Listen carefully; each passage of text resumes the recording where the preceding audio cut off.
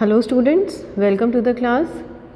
Previous video में हमने topic start किया था कंजप्शन फंक्शन, उपभोग फलन, जिसमें हमने उपभोग फलन के बारे में जाना था और उसका एक डायग्राम भी स्टडी किया था। अब इसी टॉपिक को आगे कंटिन्यू करते हुए आज के लेक्चर में हम उपभोग फलन की तकनीकी विशेषताएं अथवा गुण देखेंगे। टेक्निकल एट्रीब्यूट्स और प्रॉपर्टीज़ ऑफ कंजप्शन फंक्शन। उपभोग फलन के दो टेक्निकल एट्रीब्यूट्स या फिर दो तकनीकी विशेषताएं होती हैं, जिनमें प्रथम आती है औसत उपभोग प्रवृत्ति, जिसे हम कहते हैं average propensity to consume, APC। APC का अर्थ है प्रोफेसर के कुरिहारा के अनुसार जो औसत उपभोग प्रवृत्ति होती है या उपभोग की औसत प्रवृत्ति भी कह सकते हैं इसे आय के किसी भी विशिष्ट स्तर पर उपभोग व्यय के अनुपात के रूप में परिभाषित किया जा सकता है। इसका अर्थ हुआ कि किसी भी विशिष्ट आय के स्तर पर कितना उपभोग जो हो रहा है उनका रेशो होता है, यानी कि जो कुल हमारा उपभोग हुआ है उसको जब हम आय से भाग दे देते हैं तो हमें उपभोग की औसत प्रवृत्ति प्राप्त हो जाती है, जिसे हम शॉर्ट में कहते हैं APC, average propensity to consume. तो इसलिए APC निकालने का फॉर्मूला क्या हुआ, हमने C को Y से भाग दे दिया, या हम इसे ये कह सकते हैं C और Y का अनुपात हुआ। यहाँ पर C है हमारा कुल उपभोग व्यय है, अर्थात उपभोग पर किया जाने वाला कुल खर्चा, और Y होता है हमारी कुल आय, टोटल आय कितनी है। तो इससे हमें पता चलता है कि अगर हमारे आय कम होती है, आय में अगर कमी होती है तो APC जो है या उपभोग की औसत प्रवृत्ति वो बढ़ जाती है, और अगर हमारी आय में वृद्धि होती है तो उपभोग की औसत प्रवृत्ति या फिर APC जो है कम हो जाती है। अर्थात दोनों में एक विपरीत संबंध होता है, दोनों इन्वर्सली रिलेटेड होते हैं। As income increases APC falls and as income reduces APC rises. Thus there is an inverse relationship between APC and the income of the consumer.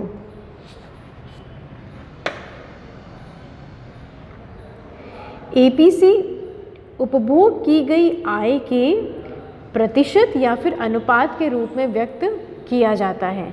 हम इसको परसेंटेज में या फिर रेशो के फॉर्म में एक्सप्रेस कर सकते हैं, क्योंकि हमें जैसे कि फॉर्मूला में दिख रहा है ये इसका रेशो होता है, इसका अनुपात ही होता है।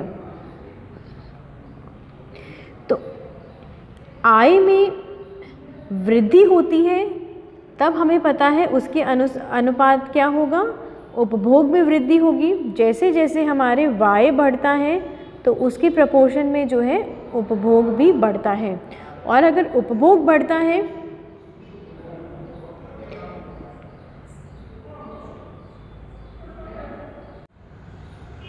परंतु उपभोग में जो वृद्धि होती है वो आय में वृद्धि के मुकाबले कम होती है।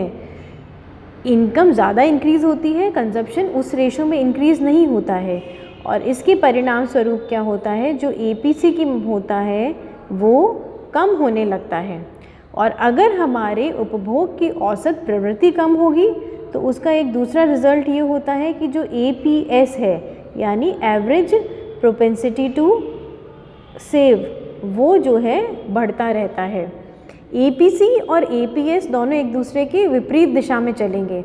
अगर हमारी उपभोग की औसत प्रवृत्ति कम होती है तो बचतें ज़्यादा होगी, बचतों की औसत प्रवृत्ति बढ़ेगी, और अगर उपभोग की औसत प्रवृत्ति बढ़ती है तो जो बचतों की औसत प्रवृत्ति है वो कम हो जाएगी।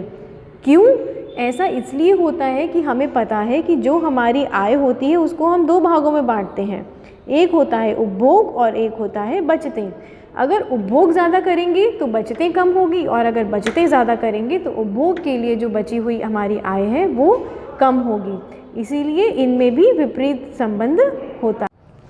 तो यहाँ पे एक चीज़ ध्यान देने वाली है कि जो APS और APC का योग होता है वो 1 के बराबर होता है। APS plus APC is equals to 1। और अगर हमें APS निकालना है तो हम क्या करते हैं, 1 में से APC को माइनस कर देंगे, और इसके विपरीत अगर हमें APC निकालना है तो हम क्या करेंगे, 1 में से APS को माइनस कर देंगे। तो इस तरीके से अगर हमें एक वैल्यू पता है तो दूसरी वैल्यू को हम इवैल्यूएट कर सकते हैं, निकाल सकते हैं। उपभोग फलन की जो दूसरी तकनीकी विशेषता है वो होती है उपभोग की सीमांत प्रवृत्ति, या फिर जिसे हम कहते हैं marginal propensity to consume. Short में इसे नाम दिया जाता है MPC। अभी APC देखा था हमने, अब यहाँ पर है MPC, सीमांत प्रवृत्ति जो है उपभोग की। सीमांत प्रवृत्ति की परिभाषा है, ये भी प्रोफेसर के कुरिहारा ने दी है। इनके अनुसार सीमांत उपभोग प्रवृत्ति को उपभोग में परिवर्तन का आय में परिवर्तन से अनुपात के रूप में परिभाषित किया जा सकता है, अथवा यह आय में परिवर्तन होने पर औसत उपभोग प्रवृत्ति में परिवर्तन की दर है। इसका अर्थ क्या हुआ, अभी हमने जब APC की बात करी थी, औसत उपभोग प्रवृत्ति की बात करी थी, तो वो किसका अनुपात था, वो एक विशिष्ट स्तर के आय पर विशिष्ट स्तर के उपभोग का अनुपात था। लेकिन जब हम सीमांत की बात करते हैं तो हम यहाँ पर परिवर्तन की बात करते हैं। C में परिवर्तन डिवाइडेड बाय Y में परिवर्तन, तो जो परिवर्तन है दोनों में C और Y, उसका अनुपात है वो होता है उपभोग की सीमांत प्रवृत्ति। इससे पहले भी हमने जितने भी मार्जिनल के कॉन्सेप्ट्स देखे हैं या सीमांत के कॉन्सेप्ट देखे हैं, उसमें हमें ये चीज़ पता है कि सीमांत निकालने के लिए हम परिवर्तन निकालते हैं, या सीमांत जो होती है वो बेसिकली क्या होती है, परिवर्तन की दर होती है। तो ये जो हमारा फॉर्मूला है MPC is equals to change in C upon change in Y, ये जो डेल्टा हमने यूज़ किया है या ट्राइंगल जो हमने लगाया है, इसे हम डेल्टा कहते हैं और इसका मतलब होता है परिवर्तन। इसमें भी MPC जो होती है वो अलग अलग तरीके से होती है। शॉर्ट रन में या अल्पकाल में तो MPC आय के सभी स्तरों पर जो है स्थिर रहती है, फिक्स रहती है, इसमें जो है कोई चेंजेस नहीं होते हैं। APC और APS की तरह ही दो कॉन्सेप्ट होते हैं, MPS और MPC, इन दोनों का जोड़ भी 1 के बराबर होता है।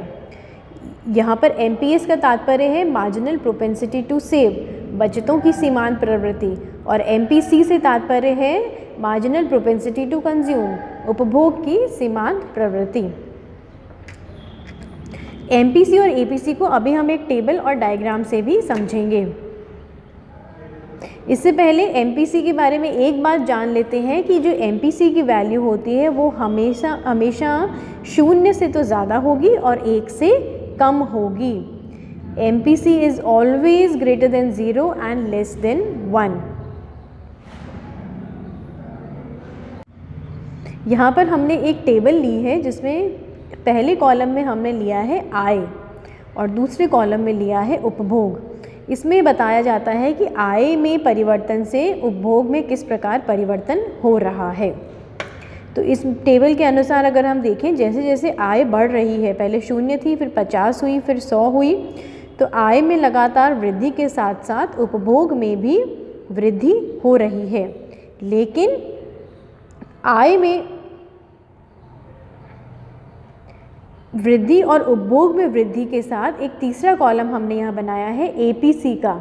APC का निकालने का तरीका क्या था, उपभोग और आय का अनुपात C डिवाइडेड बाय Y। तो APC को वैल्यूज़ कैसे निकालेंगे, जो भी हमारी कंजप्शन लेवल है उसको हम उस पर्टिकुलर इनकम लेवल से भाग दे देंगे। तो यहाँ पर APC हमने फर्स्ट केस में हो जाता है 20 है उपभोग या रुपए में है ये, और आय है 0।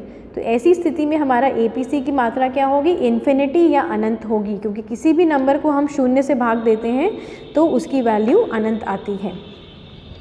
इसी तरीके से हम बाकी की वैल्यूज़ भी निकाल लेंगे APC की, और देखते हैं कि पहले इन्फिनिटी थी, फिर 1 हुई, तो इस तरीके से देखा जाए तो जैसे जैसे आय में वृद्धि हो रही है, आय जो है बढ़ रही है, एपीसी जो है कम होता जा रहा है, डिक्लाइन होता जा रहा है। पहले एपीसी 1 था, फिर 0.8 हुआ, 0.7 हुआ, 0.67 हुआ और लगातार जो है उसमें कमी होती जा रही है। और जब आय में कमी होती है, यानी आय 500 से अगर 50 जाता है तो एपीसी जो है वो बढ़कर 0.64 से 1 हो जाता है। तो एपीसी और आय जो है विपरीत दशा में मूव कर रहे हैं। अगला कॉलम है एमपीसी का। एमपीसी निकालने का तरीका होता है, एक कॉलम और है यहाँ पर एपीएस का। एपीएस निकालते कैसे हैं हम? सेविंग्स को निकालने, अगर सेविंग्स की औसत प्रवृत्ति निकालनी है तो हम क्या करेंगे? बचतों को आय से भाग दे देंगे। बचत, या फिर इसका दूसरा तरीका हो सकता है जो भी एपीसी की वैल्यू आई है उसको जो है 1 में से माइनस कर दो। दोनों तरीक़ों से एपीएस निकल सकता है। तो ये हमने एपीसी की वैल्यू देखी। तो जैसे जैसे यहाँ पर एपीसी कम हो रहा है वैसे वैसे हमारी जो बचतों की प्रवृत्ति है वो बढ़ रही है। अगला कॉलम में हमने निकाला है एमपीसी। एमपीसी निकालते हैं सी और वाई में परिवर्तन के अनुपात से, change in C divided by change in Y. तो सी में परिवर्तन और वाई में परिवर्तन। सी में परिवर्तन कैसे होता है? इनिशियली आय 0 है और उपभोग कितना है? 20 है, इसके ऊपर कुछ नहीं है, तो ये हमारी इनिशियल वैल्यूज़ है, इनमें कोई परिवर्तन नहीं है, तो हमने पहला एमपीसी का कॉलम जो है डैश कर दिया। अगली एमपीसी की वैल्यू में आय कितनी है? 50 है और उपभोग कितना है? वो भी 50 है। तो यहाँ आय में कितना परिवर्तन हुआ? आय पहले 0 थी, 0 से बढ़कर 50 हो गई, यानी 50 रुपये का परिवर्तन आय में हुआ। उपभोग पहले 20 था, फिर बढ़कर 50 रुपये हुआ, तो 30 रुपये का परिवर्तन उपभोग में हुआ। तो एमपीसी निकालने के लिए हम क्या करेंगे? 30 को 50 से भाग दे देंगे। उपभोग में परिवर्तन डिवाइडेड बाय आय में परिवर्तन। इसी तरीके से अगले लेवल पर एमपीसी उपभोग में परिवर्तन देखना है तो हम क्या करेंगे? 80 में से 50 माइनस कर देंगे, फिर 140 में से 80 माइनस कर देंगे। तो नीचे वाले वैल्यू में से अगर ऊपर वाली वैल्यू को हम सब्सट्रैक्ट करते हैं तो हमें परिवर्तन की दर मिल जाती है। तो और जब उपभोग में परिवर्तन और आय में परिवर्तन दोनों मिल जाता है, उनका भाग देने से हमें एमपीसी की वैल्यू प्राप्त हो जाएगी। अगला कॉलम आ रहा है एमपीएस का। एमपीएस निकालने के भी 2 तरीके हैं, या तो हम जो एमपीसी की वैल्यू आई है उसको हम 1 में से माइनस कर दें, 1 माइनस एमपीसी, या दूसरा तरीका है कि हम परिवर्तन जो है चेंज इन एस, बचतों में परिवर्तन को आय में परिवर्तन से भाग दे दें। तो दोनों तरीक़ों से हम एमपीएस निकाल सकते हैं। और क्योंकि हमारी एमपीसी की वैल्यू स्थिर रहती है हर आय के स्तर पर, तो एमपीएस की वैल्यू भी स्थिर रहेगी। उपभोग स्थिर है तो फिर बचतें भी स्थिर रहेगी। तो ये हमारी टेबल थी जिसमें हमने एमपीसी और एपीसी दोनों टेक्निकल एट्रीब्यूट्स जो होते हैं उनके बारे में देखा। अब हम इनका एक डायग्राम भी देख लेते हैं कि एपीसी और एमपीसी किस प्रकार के होते हैं।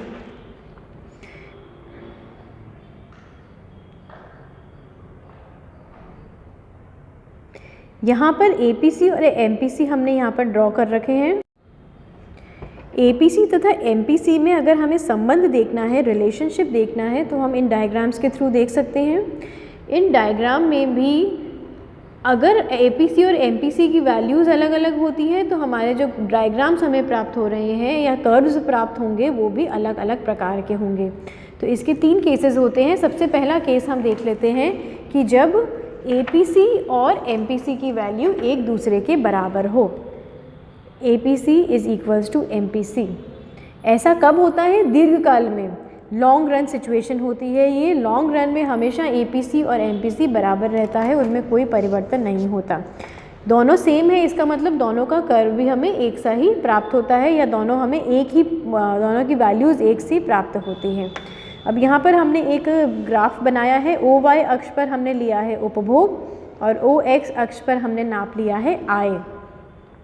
और एक 45 डिग्री की लाइन हमने बना ली है, ये है C is equals to B Y. ये हमारी कौन सी है, कंजप्शन कर्व है या कंजप्शन फंक्शन है। यहाँ पर कंजप्शन फंक्शन जो लॉन्ग रन कंजप्शन फंक्शन होता है वो हमें देखने वाला होता है, वो C is equals to B Y होता है। यहाँ पर कोई भी इंटरसेप्ट की वैल्यू नहीं होती, अर्थात दीर्घकाल में जो हमारा उपभोग होता है वो केवल और केवल कीमतों पर, व्यक्ति के आय पर ही निर्भर करता है, वाय पर ही डिपेंडेंट होता है।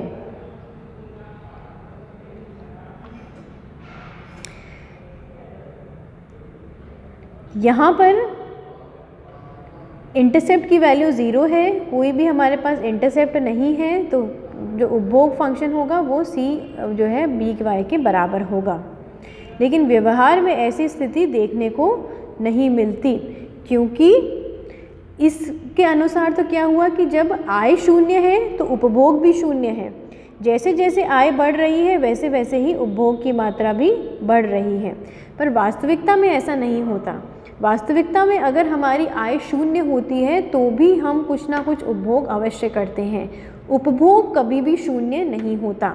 अगर हमारे पास आय नहीं है तो हम दूसरों से उधार लेकर या अपनी बचतों में से भी उपभोग करेंगे, पर हमेशा उपभोग करते रहेंगे। तो सपोज़ हमें यहाँ पर इसमें ए पॉइंट पर, ए बिंदु पर जो है एपीसी और एमपीसी की वैल्यू निकालनी है। तो ए बिंदु पर एपीसी की वैल्यू क्या होती है, एपीसी का फॉर्मूला हमें पता था, क्या होता है, उपभोग को जब हम आय से भाग दे देते हैं उसका अनुपात। तो इस पर उपभोग की मात्रा हमारी कितनी आ रही है, ए बी, और आय की मात्रा कितनी है, ओ बी। तो यहाँ पर कुल उपभोग और कुल आय ये है, तो हमारे एपीसी की वैल्यू कितनी हो जाएगी, ए बी और अब डिवाइडेड बाय ओ बी। और इस पॉइंट पर अगर हमें एमपीसी निकालना है तो एमपीसी की फॉर्मूला क्या था, अभी हमने देखा था, उपभोग में परिवर्तन डिवाइडेड बाय आय में परिवर्तन। तो यहाँ पर अगर दोनों में परिवर्तन देखें तो उसकी वैल्यूज़ भी वही आती है, ए बी और ओ बी। तो इस कारण से जो है एपीसी और एमपीसी दोनों एक दूसरे के बराबर होते हैं दीर्घकाल में। और जब ऐसा होता है तो हमें जो उपभोग फलन होता है वो 45 डिग्री की रेखा और ओरिजिन यानी ओ पॉइंट से स्टार्ट होती हुई कंजप्शन फंक्शन प्राप्त होता है। दूसरा केस आता है जब एमपीसी की वैल्यू एपीसी से कम हो। एमपीसी की वैल्यू अगर एपीसी से कम होती है तो इस केस में हमें जो उपभोग फलन मिलता है वो कुछ इस प्रकार का होगा। इसमें उपभोग फलन जो है नेगेटिव में जाता है आगे, या फिर हम कह सकते हैं पॉइंट ऑफ ओरिजिन जो ओ है इससे कुछ ऊपर होता है। इसका मतलब यहाँ पर जो उपभोग की मात्रा है वो केवल आय पर नहीं बल्कि साथ साथ एक इंटरसेप्ट पर भी निर्भर कर रही है। C is equals to A plus B Y है। इसका मतलब ये हुआ कि अगर आय जो है शून्य है, 0 है, तो भी कुछ ना कुछ उपभोग किया जाएगा, और वो उपभोग किसके बराबर होगा, A के बराबर होगा। C is equals to A। तो इस केस में हमें इस प्रकार का वक्र प्राप्त होता है। यहाँ पर भी अगर सपोज़ हमें A बिंदु पर APC निकालना है तो उसका फॉर्मूला क्या होगा, total consumption upon total income. तो यहाँ पर कितना है, कंजप्शन हमारा AB है और आय कितनी है हमारी यहाँ पर इस पॉइंट पर OB है। तो ये हमारा APC की वैल्यू हो जाएगी। और A पॉइंट पर अगर हमें MPC निकालना है तो MPC निकालने का फॉर्मूला क्या था, change in C upon change in Y। तो यहाँ पर C में परिवर्तन कितना हो रहा है, C में परिवर्तन तो AB के बराबर ही है क्योंकि कोई परिवर्तन नहीं। लेकिन I में परिवर्तन कितना है, पहले हमारी जो आय थी OB थी, अभी वो DB हो गई है। तो टोटल चेंजेस कितने हुए हैं, D से लेकर B तक का परिवर्तन इसमें हुआ है। ये हमारे इसमें चेंजेस हुए हैं आय में। आय पहले D से स्टार्ट होकर B तक आ गई है। तो MPC निकालने के लिए हम क्या करेंगे, MPC निकालने के लिए हम DB को AB से भाग दे देंगे। ए बी को डी बी से भाग दे देंगे, A B upon D B.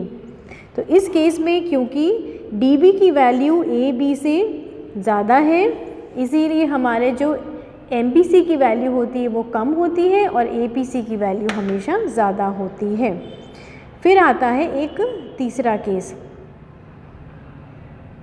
यहाँ पर आप देख सकते हैं क्योंकि डी बी की वैल्यू ओ बी से ज़्यादा थी, इसीलिए हमारा ये वाला रेशो जो है कम हो जाता है और ए पी सी वाला रेशो ज़्यादा हो जाता है। तो अतः एम पी सी की वैल्यू कम है और ए पी सी की वैल्यू ज़्यादा होती है। केस सी आता है कि जब एम पी सी जो है ए पी सी से ज़्यादा हो, जो कि बहुत रेयरली होता है, ऐसा नहीं होता। तो इस केस में जो हमारा कंजप्शन फंक्शन बनेगा वो किस प्रकार का होगा, वो ओ वाई पर नीचे की तरफ बनेगा, यानी माइनस वाई में जाएगा, माइनस वाई से स्टार्ट होगा। जब एम पी सी कम था ए पी सी से, तो हमारा कंजप्शन फंक्शन आ रहा था माइनस एक्स से स्टार्ट हो रहा था, कुछ इस तरीके की कर्व बना था। अब इस केस में जो है ये यहाँ पे y में नेगेटिव में जाता है।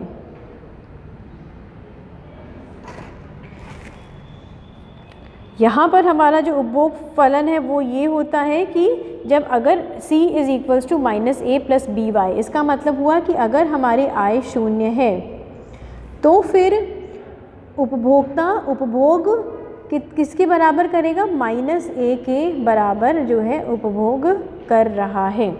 इस स्टेट में ए पी सी तो बढ़ती हुई होती है, लेकिन एम पी सी की वैल्यू जो है वो स्थिर रहती है, सेम रहती है। तो एक बार वापस हम ए पी सी और एम पी सी में जो हमने रिलेशनशिप अभी देखा तीनों ग्राफ से, उसको क्विकली रिवाइज कर लेते हैं। तो उसमें 3 केसेस देखे थे, जिसमें है कि अगर हमारा कंजप्शन फंक्शन जो है मूल बिंदु से गुजरता है, पॉइंट ऑफ ओरिजिन से आता है, तब ए पी सी और एम पी सी समान होते हैं। इसका हम वापस देख लेते हैं, ये वाला फर्स्ट वाला केस। तो इस केस में क्या है, जब मूल बिंदु से गुजर रहा है कंजप्शन फंक्शन, तो ए पी सी और एम पी सी एक दूसरे के बराबर होते हैं। सेकंड केस था कि जब शून्य आय पर भी कुछ उपभोग किया जा रहा है, तो उपभोग फलन सीधी रेखा होती है, रेखीय होता है, लेकिन माइनस एक्स पर जाता है। शून्य आय पर भी हम यहाँ पर आय शून्य होने पर भी या शून्य से कम होने पर भी उपभोग कुछ किया जा रहा है, तो इसीलिए ये हमारा इस प्रकार का कंजप्शन फंक्शन प्राप्त है। और यहाँ पर एम पी सी की वैल्यू ए पी सी से कम होती है और एम पी सी की वैल्यू जो है स्थिर रहती है। जब ए पी सी और एम पी सी दोनों घटते हुए होते हैं, तो उसमें एम पी सी में गिरावट ए पी सी की गिरावट से अधिक पाई जाती है। इसके अलावा एक चीज़ देखने वाली है कि निर्धन देशों व समुदायों में एम पी सी जो प्राय ऊंची पाई जाती है, ज़्यादा पाई जाती है, और जो संपन्न देश होते हैं, प्रॉस्पेरस कंट्रीज़ होती हैं, उनमें ये कंपैरेटिवली नीची पाई जाती है। इसका कारण क्या है? ये इसलिए होता है कि निर्धन देशों में लोगों की मूलभूत आवश्यकताएं जो है वो पूरी नहीं होती, और इसके कारण आमदनी के बढ़ने से पहले ही वे अपना उपभोग बढ़ाने का प्रयास करते हैं।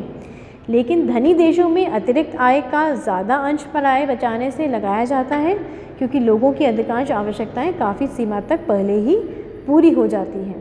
तो इस कारण से जो निर्धन देशों में एमपीसी ऊंचा होता है, वो ज़्यादा उपभोग करने की प्रवृत्ति उनमें पाई जाती है, जबकि संपन्न देशों में आय बढ़ने पर उपभोग की प्रवृत्ति इतनी ज़्यादा नहीं पाई जाती। तो एमपीसी की वैल्यू जो है कंपैरेटिवली कम होती है। तो आज के लेक्चर में इतना ही। इसमें हमने एपीसी और एमपीसी के जो प्रॉपर्टीज़ है, उसका ग्राफ है, दोनों में रिलेशनशिप है, वो स्टडी किया है। इसी टॉपिक को हम नेक्स्ट वीडियो में भी कंटिन्यू करेंगे। Thank you.